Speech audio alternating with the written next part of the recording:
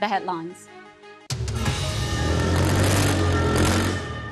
40,000 police officers on the streets of France braced for a third night of violence over the shooting dead of a teenage boy in Paris.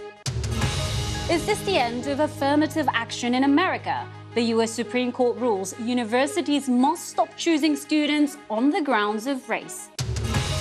The British government says it'll go to the Supreme Court to challenge a ruling that its policy of deporting asylum seekers to Rwanda is unlawful. The British people will no longer indulge the polite fiction that we have a duty or infinite capacity to support everyone in the world who is fleeing persecution.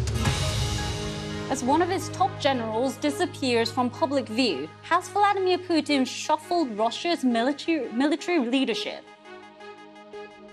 Now to Russia, where President Putin has made further public appearances in what's been reported as an attempt to reassert control. It, of course, follows the attempted rebellion last week by the mercenary soldiers known as the Wagner Group.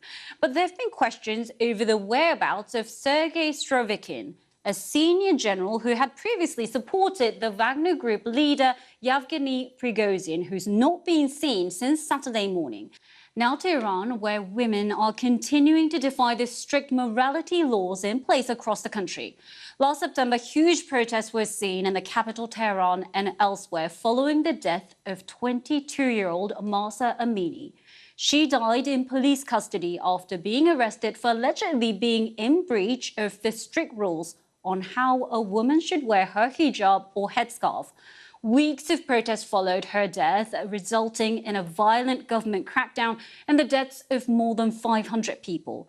It is extremely difficult for the BBC to obtain footage from inside Iran. Our journalists are not allowed to work there, but a team in the UK has worked through and verified more than 350 videos posted on social media showing the protests in the graphic detail.